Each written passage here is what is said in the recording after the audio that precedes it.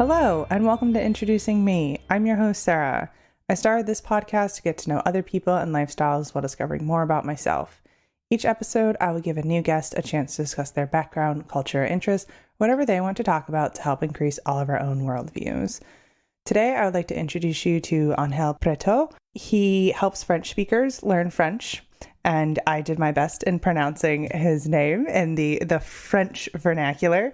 He lives in Vienna, Austria, and has learned 5 languages to fluency and has much more to talk about his life. So I'm excited for Angel to be here today. So thank you so much. Why don't you tell us a little bit more about yourself? Yes, thank you, Sarah, for having me. As you said, my name is Angel Pretot, and the first name is spelled like angel, so it's fine to call me that. I'm a French learning coach for English speakers. I have been a French teacher for over 18 years now, and the last 6 years, almost 7 years, I've created an online business to just do this work online and to help mostly or almost exclusively English speakers, a lot of people from the US, Canada, UK, and generally people who speak English who need to learn French for their work or for their family life. So that's what I do. And I have a lot more background, but I'm sure you have many questions. Yeah. So can you share a little bit kind of your languages, how you first really got into the language of French and then teaching it? Well, French is my native language, so I got into it by being born. And actually, I didn't know for a long time if I was going to become a French teacher for French natives or if I was going to go towards foreigners. And then I chose that because also I really enjoyed the English language. And it just somehow gradually became that I chose those 2 languages to specialize in. And now I'm just really good, if I may say so myself, at French and English and at helping people add the French language to their lives. And then there are the other languages that I have learned, which I am not as good at them as English, but I learned Spanish also at school. In France, you have to have 2 foreign languages. So mine were English and Spanish. And also now I have a Mexican girlfriend, so that gives me more opportunities to practice Spanish. I also learned Portuguese around when I was in high school, just for fun. I learned by myself. And then I moved to German-speaking countries. I lived in Austria, then I moved to Germany with my ex-wife, then I moved back to Austria. And the last 10 years, I have been living in German-speaking contexts. So my German isn't perfect, but I speak well enough to live in those countries. And finally, my last language is Esperanto. You might have heard of it. It's a constructed language, which was built just for the purpose of international communication. And it works really well, except for the fact that only perhaps a few million people in the world know it. So when you meet another one, it's enjoyable to communicate with them, and it's very fast to learn. So I think there's no reason why not to learn it. I mean, it took me about a month to learn it. So, compared to the other languages, it was a lot easier. Yeah. And I guess, I misspoke, of course, in my questions since French is your native language, but of course we're talking in English. So yes. On a day-to-day, how much do you spend in your different languages?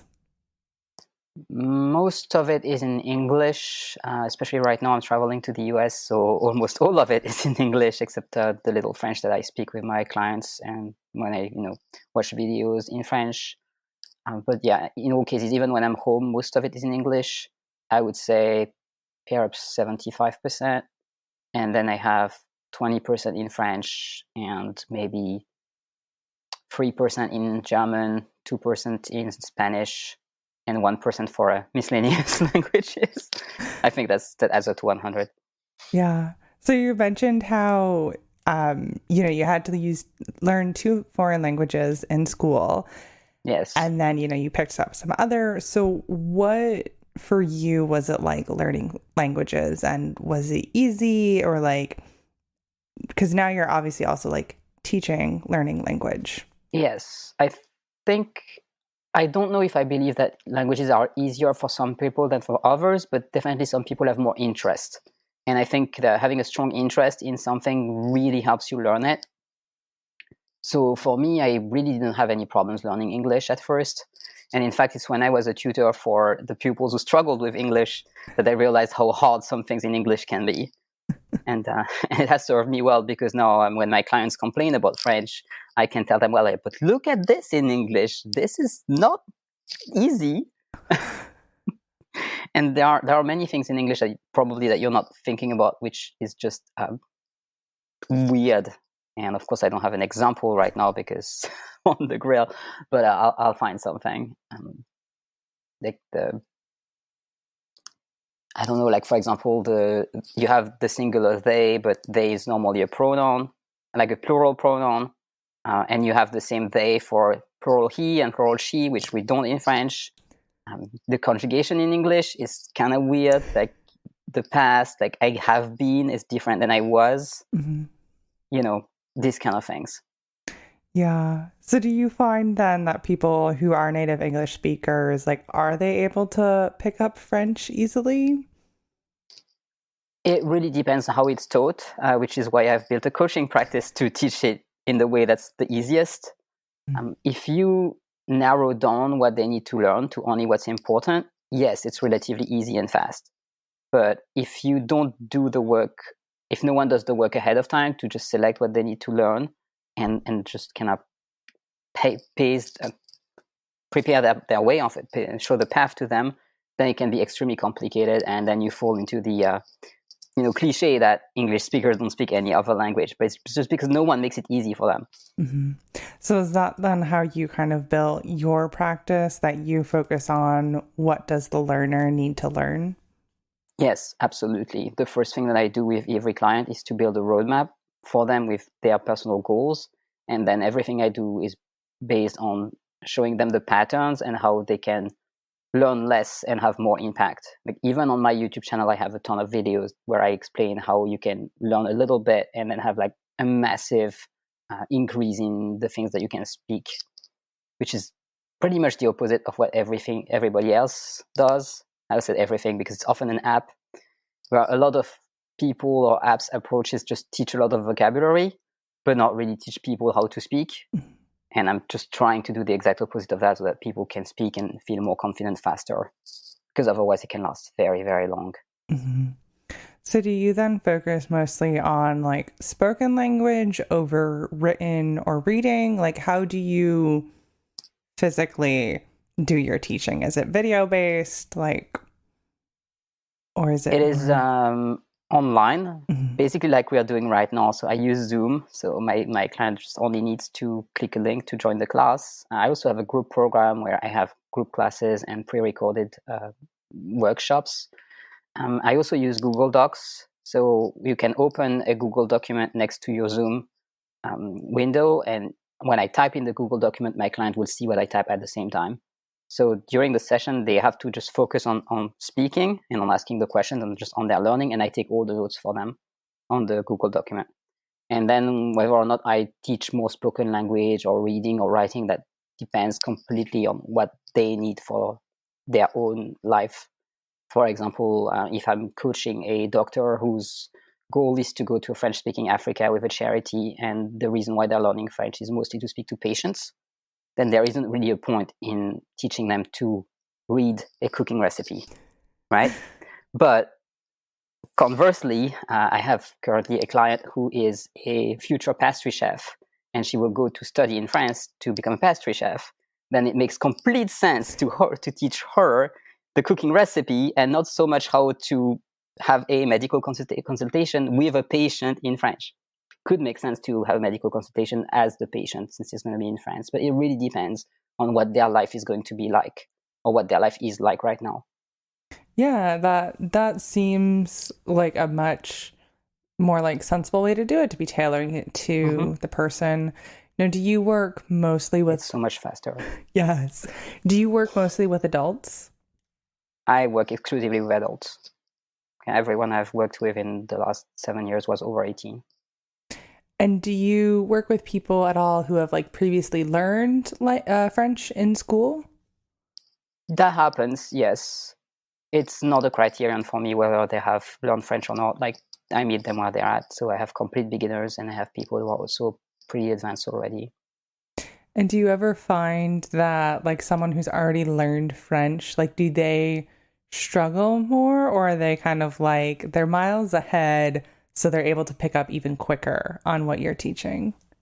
And typically, if you have studied before, you have a great head start. There are people who have studied 4 years of French in the past.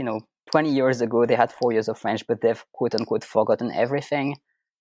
Whenever that happens, I tell them, like, don't worry, it's not forgotten. It's just that your brain was like, okay, I don't need this right now. Just put it in the attic, like in the back. It's a bit dusty, but don't worry, we're going to dust it off and you'll see it's going to be faster. And one thing that I love, which happens kind of randomly from time to time, is if I'm coaching someone who has learned French decades ago and does not remember or think they don't remember, sometimes they will blurt something out that I have not taught them. And they'll be like, where did that come from? Well, I told you, you have it. It is there. So yeah, if nothing is ever really lost, it's just that you need to reactivate it, and that can take a bit of skill. Right. So then how did you go about learning the languages that you learned after school and like moving to a German speaking country, like without any German background? Moving to a German-speaking country, I mostly just did it. Yeah, I've learned every language pretty differently. There isn't like a path that I follow. It's just that things happen organically. I never set out to be a polyglot. It's kind of funny when I sometimes I meet people like, I want to be a polyglot. And I'm like, but why? It's just that life happens and you pick up a language here and there. And if you have more of an interest in languages, you'll just do it. So for example, for Portuguese, I started literally by just learning, like, buying a book and CDs and learning this way and speaking to people on the internet. And that was when I was 18. Mm-hmm. And then German, I tried to learn it through the same method, but it completely failed. I tried a lot of things to learn German in the 10 years prior to moving to a German-speaking country. And nothing really worked. It was very difficult. And at the time, now I would be able to do it because I'm a coach and have distilled the process very well. But at the time I was a kid or like a young adult, so I had none of the expertise that I have now. And eventually the reason why I moved to a German-speaking country, to Austria originally, is because I was finishing my master's degree to become a French teacher for foreigners. And when you've done that, it's very difficult to get a job in France if you don't have prior experience abroad. So I had to move abroad when I was 25. Like, I didn't really get a choice. So I looked for every job ad to teach French abroad in Europe because I didn't want to get too far. So I sent 60 applications from Portugal all the way to Russia. And then eventually I got the job in Austria. So I was like, okay, let's move there. And I moved there with my partner of the time, who was actually fluent in German, and got super frustrated because over there where I moved, they speak a completely different German from the one you learn in school and in university. So it's like, yeah, it was an adventure. And so when you took that job, were you teaching French to German speakers, or were you teaching? Yes. Okay. Yes, I was a French assistant, so I had 2 high schools every year where I went, and my job was to be the referent native speaker for the class. So I would occasionally teach them cultural things, how the life is in France, how it is different, and just generally the role is to be a link so they understand that the language that they learn has some relevance, like that real life people speak it. And I've never seen eyes larger than the first day that I was there. It's like, really? A real French person? Like, how? It's like I was coming from planet Mars and it was just 1,000 kilometers, but they were in the village. They'd just never been outside of their village. It was cute. So can you share a little bit about what it's been like culturally in the different places you've lived? Wow, that is a really, really broad question.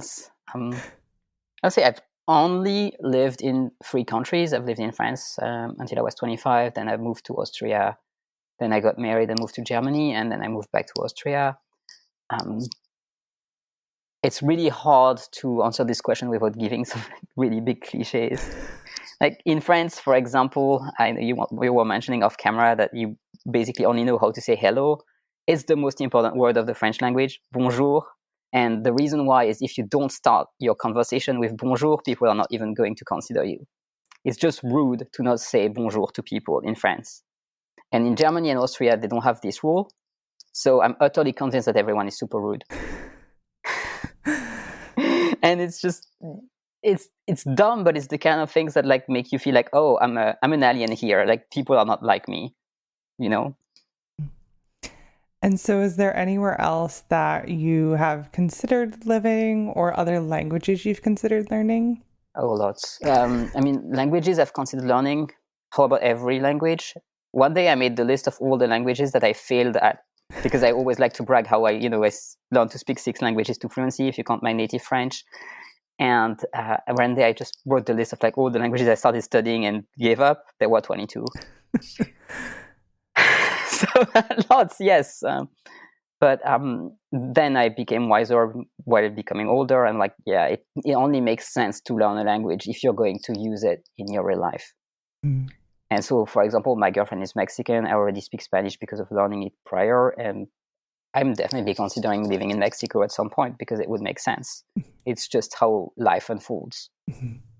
So, yeah, I don't know where I will move next. I'm not planning to move in the coming years, but who knows? Right. That makes sense. Like you're being very logical about Yeah, your decisions, and like you've obviously also put that into the business you've created online. absolutely. So why did you move your business to more of an online model?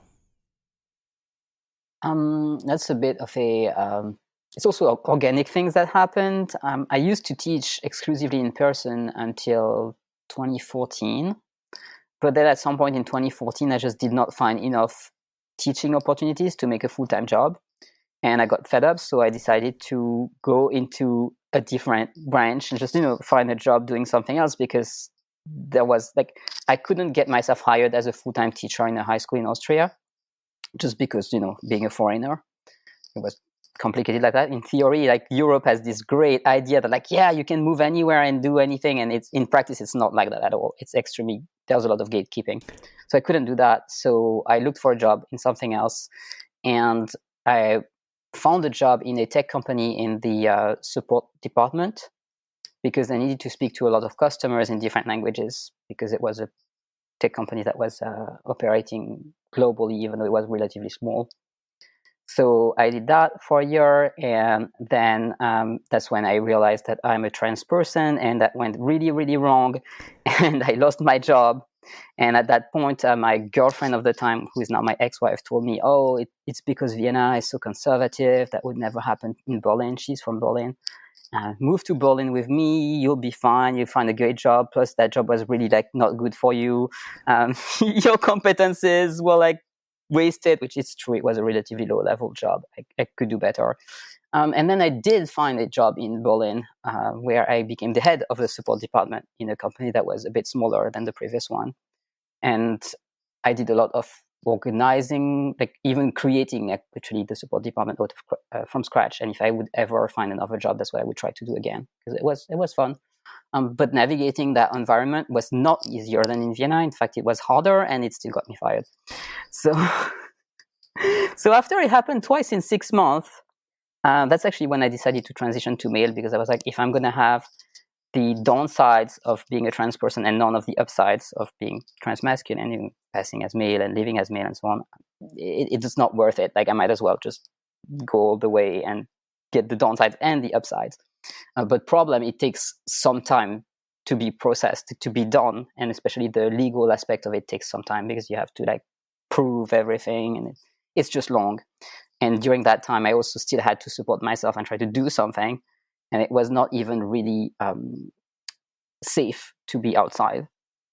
So I was like, if I'm going to be inside, what can I do? Well, I can work online. That was just when people were starting to speak about online businesses. I had found italki, which is a language learning platform where you can give classes. And at the time, it was actually even possible to make a full-time income from there. It quickly became impossible because, like every platform, you quickly have more offer than demand. But at the time, it worked really, really well. So that's how I started. And I realized that it wasn't a long-term thing. So I learned how to build a business from scratch with my own website, my own email list, my own social media channel, recording videos, etc., and creating an offer.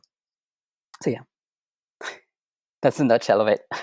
It's kind of like a Not happy reason to have moved to online, getting fired twice, but in the long run, it's worked. Yes, and then COVID broke out, and I had a 4 years head start in working from home all the time. And for me, it was like no different. I'm like, I don't see what people are complaining about. This is just business as usual. Right. Now, would you be willing to share a little bit about what it was like transitioning to a male? Because you shared just kind of briefly of kind of Yes. taking that plunge. Can you specify? Because it's, I'm going to ramble for an hour. Yeah, sure. I mean, because you mentioned how it wasn't necessarily like safe to go outside. So I'm curious to know kind of what, or maybe like the timeline of, maybe like starting hormones and then kind of getting to the point of I'm passing, I'm male, and it's now like safe for me to be who I am. I don't think it's ever really safe for a trans person to be who they are. It's just that there are situations that are safer than others. Mm-hmm. I was very lucky when I started because my ex-wife, who is also trans herself, she knew the only one doctor who was going to give me testosterone based on informed consent in Berlin. And normally the procedures in Europe is that you have to go to therapy for a year and a half before they even allow you to have hormones. And if I had been forced to do that, I probably would have died. Like, to be honest, like a year and a half of gatekeeping, it's insane. Like I had reached a point where it was really a breaking point for me. I just couldn't continue living as female based on how much adversity I had been faced with. So I went to that one doctor, and it took me just a week because I had to get my blood drawn to make sure I didn't have a condition that would stop me from getting hormones. And then I didn't. So then I started getting testosterone injections.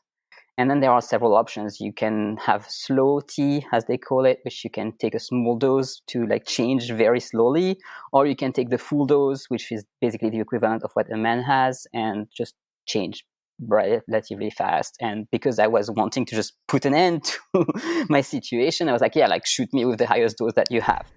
So it was relatively fast. If you have the full dose, it takes between 4 to 6 months to really pass.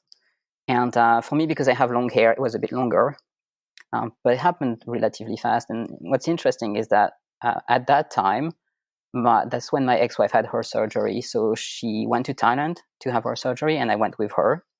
And we were there for a month. And when I was on the plane going there, I was not passing the men around, was still treating me as female. And you can know that because they really just disregard you. I mean, I can know that as a trans person, like if you're being perceived as female, men just don't regard you, like don't treat you as well as if you're perceived as male. Like, for example, they will not make sure that you have enough space. And on the flight back, so 1 month later, I could see that the men who were on those planes were looking at me differently and were just like, making sure to not touch me when they were like, which was nice because they let me have my space. And I don't really know how it happened. Also, because of having been to Thailand, where the population is majority Asian, and then getting on that plane where the population was in large part white, where people are more likely to, because I'm a white person myself, people are more likely to gender me like a white person does. It was just an uncanny experience. I don't know if that makes sense to you, what I'm saying. It was uncanny, but yeah, that's how I knew that I started passing. So it was 5 months. So what you shared, I think it does make a lot of sense. You had two, could have been very similar experiences, but were also completely different because at that point you were passing and people were treating you fully as a male. Yes. So you'd mentioned a little bit about kind of legality of things. So are you like legally only a citizen in France, or have you? Yes. Okay. I am. I have only French citizenship, sadly. I hope to have more than one eventually, but so far I only have one. Okay. And so then did you have to do everything through France to legally change your name? Yes, absolutely. The only you have to change your name and your gender everywhere you have a legal citizen. So for me, that was only France. And I could not do it remotely. I had to go there to do it. I literally had to go to court to demonstrate that I am a male, which is hilarious when you think about it. Was that like a very difficult procedure, or was it kind of like you were able to go to court and you were done? It was mostly long and a bit nerve-wracking because I was the first person ever in that court to get this process. And in theory, you don't need a lawyer, but I could see that they would never give me an appointment if I didn't get a lawyer, just probably because they didn't know how to do it, because it was the first time. And I actually had a plan to first become German through my marriage and then change my gender, because at the time I decided to transition, there was no law in France that allowed me to change my gender. And it was very hit or miss. I mean, I know that some people had succeeded, but it was each court that would decide, and the criteria they used they didn't have any law. So I knew it would be very difficult for me to get it done. Even people who have had complete surgery and everything and who would be passing for 20 years would still get it refused.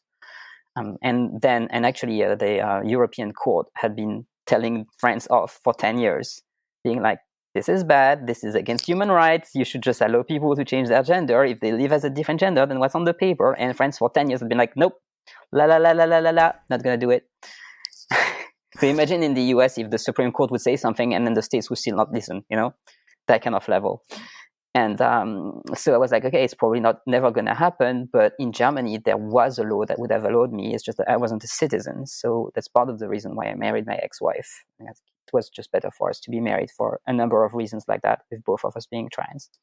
And then eventually, halfway through the story, the French changed their law. So I was 2 years in when there finally was a law. And so I decided to start the process. And the whole process took 7 months.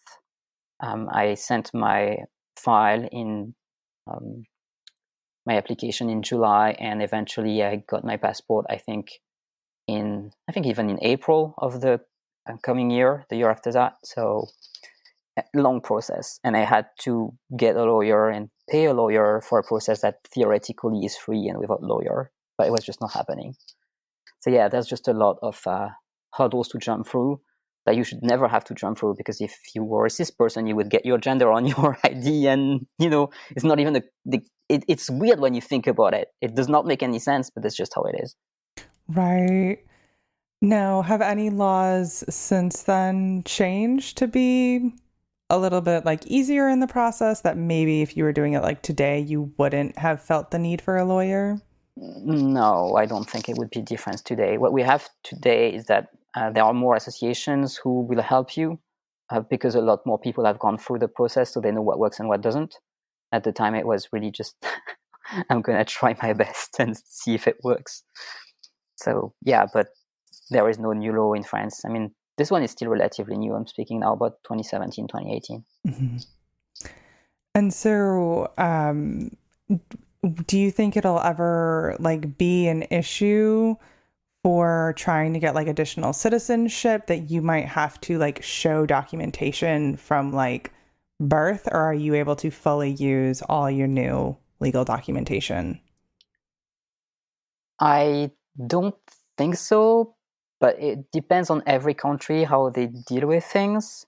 I explored getting residency in the United Arab Emirates, which is a country that's, as you can guess, not LGBT friendly at all.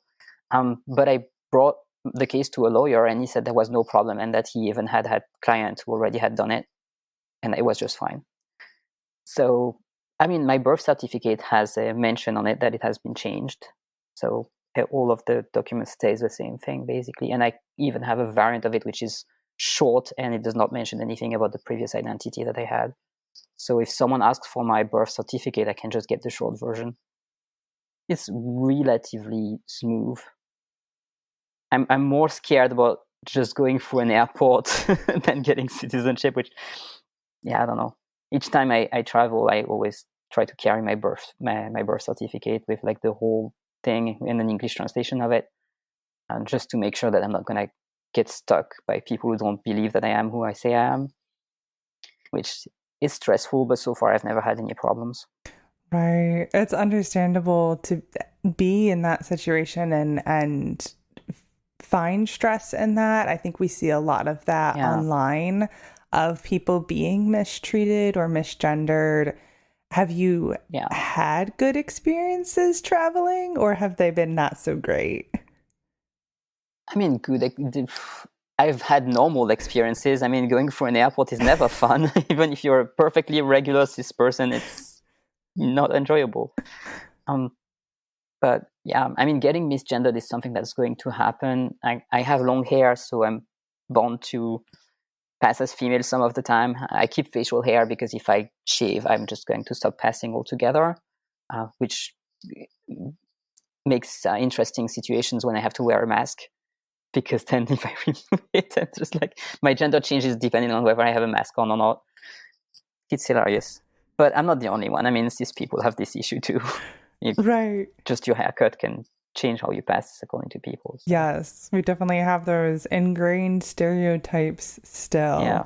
But as you're sharing this and saying that, you seem to be saying it with relative like humor and comfort. So like, are you in a good place even if those things do happen and you do get misgendered? Well, yeah, it's just that you kind of have to get over it because you have to keep living your life. You can't be constantly depressed and feel bad about yourself, especially as you know that it's never going to change. It's part of life. Just do your best to not get yourself in trouble. It's not nice, but when you think about it, a lot of people have that, not just trans people. Like sometimes even just being a woman makes you do things that a man would do differently, just because as a woman you think it wouldn't be safe to behave like a man, for example. And it's just, yeah, it's a part of life that you have the cards that you've been dealt and you have to play those cards the best you can. I feel very blessed that I've been able to build an online business and that I don't need to go to work with people who could potentially be toxic or transphobic or whatever. And because like you have that online business, because it's like you centric, you run, like you can choose to do this, that, or the other thing. Like, have you had points where you haven't accepted a client or like been concerned like, oh, this person might not treat me with respect? No, that has never happened to me. I think passing as male really, really helps because I know a number of cis women who have stories like that where, yeah, they felt that the clients were just not very respectful. I have had to ban clients a couple of times, but it was never related to that. It was mostly that they did not abide by the contract that they signed. And, you know, if you can't rely on what you both sign, it's a problem. So, yeah. Oh, now I'm curious. What's in this contract that people sign that you have to... Oh, just like regular stuff. Like, for example, for one-to-one services, there are no refunds.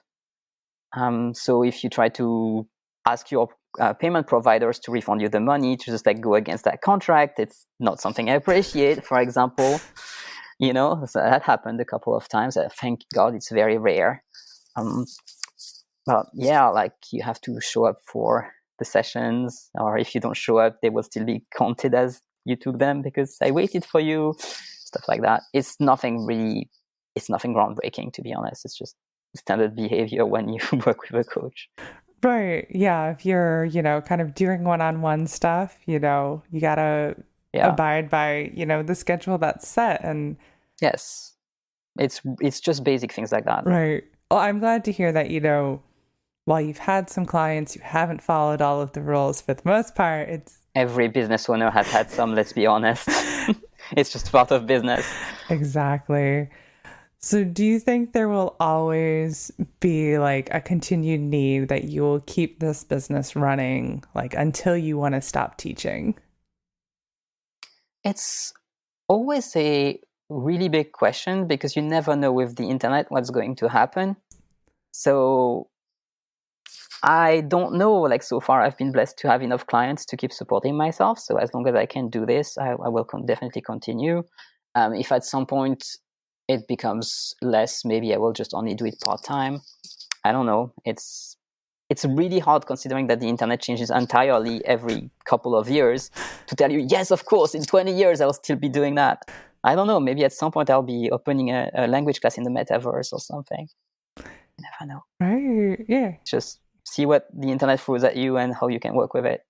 And has your business model at all changed because of like the way the internet works since you first started it, even like pre-pandemic? No, not really. I decided to center on what I knew was not going to change too much.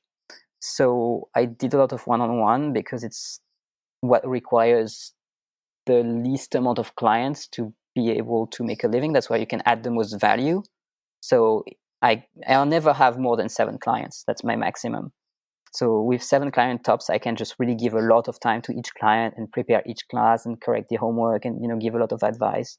So I aim for the highest level that I can make, the highest level of service for the client, because that's also what will require the least website traffic and the least of like everything you can think of, which you don't have control over, and also which is not my job and which I kind of suck at, to be honest. Even after studying it for 6 years, it's not what I'm good at. I'm just not a good marketer. So I did that, and I created my own program with workshops and so on, so that people can also join that without having to do the full one-on-one, and that I don't have a limited number of spots for now. Sometimes I have a limited number of spots per year, because I can't have too many, but potentially there's unlimited level. And that I don't think will need to change, but you never know what will happen next. So, Right. but yeah, I try to not depend on social media or things like that, because otherwise it's a nightmare. Yes. And it's always changing. How long does a client typically study with you? Is there like an average? I haven't actually made those statistics. It varies a lot. I do have people who just like, they start with one goal and then they just love it, so they continue for a long time. And then it's more typical to have clients who have a particular deadline. They will have to have an exam, for example, or they have a trip, or something that's coming up, and they need to be ready for that time. So we work for whatever time it takes, between now and that time. And it can range from, it's rarely less than 2 months, but from 2 months to a year and a half. Like, some people are very prepared. Some people will contact me being like, "Oh, I have this thing in 1 year and in a year and a half. Like, I only have 18 months. I'm so stressed out." I'm like, some people contact me because yesterday they bought a business in a French-speaking country, and now they have to communicate with their employees, and they have zero French. So you being prepared 18 months ahead of time is wonderful, and don't worry, we will get you there, and you will be ready ahead of time. So it varies a lot. And so do you have times when people are reaching out and you're like, my client list is full, like I need to work with you at a later time? Or like, how do you handle keeping such like a minimal client list that you're not like, you wouldn't be able to focus on people the way they need? It happened once last year, I think for 3 or 4 months, I was full and I had to create a quote unquote wait list. But as I told you, I also have my online program. So every one of my one-on-one clients also get access to the online program, and they can join the group classes. So whenever I'm full with the one-on-one client list, I tell the new people, okay, just like join the online program. You start working a bit on your own. You won't have as much access to me as if we were one-on-one, but I still have the group classes that are in small groups, and you'll be able to talk to me, and we can still do a little bit. And then as soon as I have a spot, I will give you priority to that spot. So that's how I've been working with it. It works well so far. Yeah, it seems like a good way to streamline people and kind of get people in a way when, you have to balance your workload. Yeah, and a lot of people don't need my, intense help right here, right now. Mm-hmm. It's not so frequent to have people that are in an extreme emergency. And it never happened to me that I had a person in an extreme emergency and then my client list was also full at the same time. So could still happen, but yeah, maybe I'll open an 8th spot if there's someone's like, I need it now. It's very rare, to be honest. Most people are rather planning ahead of time. That's good that people are thinking ahead. Yes. I mean, most people are going to schedule a trip or like schedule, going to study in France or joining a charity, or I have, for example, diplomats, people who work with the United Nations and organizations like that. They plan their careers like almost decades ahead of time. And they're thinking, okay, I would like my next position to be in a French-speaking country, but I don't really have a deadline. I just know that if I were to speak French now, it would make everything easier. So how about we start? But it's not like they have to start today as opposed to in 3 months. And have you ever had a client that it hasn't worked out, like somehow you haven't been able to help them get their goals to what they need? I do have people whose goals change in the meantime. So of course, then that becomes kind of more difficult. Sometimes you just like their goal of becoming a French speaker kind of vanishes. And then of course they don't reach it because, collaboration ends this way. I do have people who are a lot less committed a few months into the process than they were at the beginning. So that makes things pretty challenging because you need to commit for a certain amount of time to see the results. And it's even more tricky because with the way that I work, you see a lot of results at the beginning because I try to front load as much as possible. Like I give you the best shortcuts at first. And then if you want to iron out all the little things, then it takes longer. But, I'd rather do it this way because maybe a person will only work with me for 2 or 3 months and I just want them to have the best possible results in that span of time. And then I also have people who are just too busy, like lawyers and doctors, and especially lawyers. Like, I don't know why that's really probably the most busiest profession in the world. Doctors are a lot easier, I find, to work with than lawyers. Lawyers are like the tops of they're just too busy and they think they can cram the French learning on top of all the stuff they're doing, but it's not that easy. Right. So, yeah. Well, I appreciate everything you have shared so far. Is there anything else that you would like to share with the listeners that I may not have prompted you with a question? Really, the floor is yours. Well, thank you. Well, if your listeners are interested in learning French, they can find me on pretty much every social media with @FrenchFluency, or on YouTube, they'll find me with my name, Angèle Pretot, the French coach. I do have a lot of free content on my channels. I also have a free starter kit on my website. It's frenchfluency.net/starter kit, one word. And that's how you can get started for free. And of course, if you would like to take the next step and work with me one-on-one, I would be very happy to work with you. I have worked with every gender, including non-binary people, which is really interesting to do because French has only 2 grammatical genders, masculine and feminine. And it's very often non-binary people are very lost in the French class. But I'm very committed to providing the safe space to be able to learn it, even if you're non-binary, for obvious reasons. I think if you've listened until this point, you get it. So everyone should feel free to contact me at any time, and just happy to have a chat or exchange a couple messages. Great. So yeah. And I'll make sure to leave your website and also the direct link to the starter kit. I think that's a good place for people to find and start, especially if they're interested in learning French and getting more into the things that you've shared about. Now, I do ask all of my guests a random question at the end. Sure. So my question for you is, what gets you motivated? Predictable results. I struggle a lot with social media because everything is so random. But if I know that I can do something and the result will be maybe not guaranteed, but very likely to turn up like I expected, it's something that makes me really motivated. So, just like making dinner, for example, is like cooking is something I'm never going to have problems with because just like do it. It turns out the way you want. You can share it with your loved ones and then you get to be happy about it. And also for me, when I have a client and their goal is to learn French, I consider that a very predictable result because if they keep showing up, they will get their goals. So that definitely keeps me motivated to work with my clients.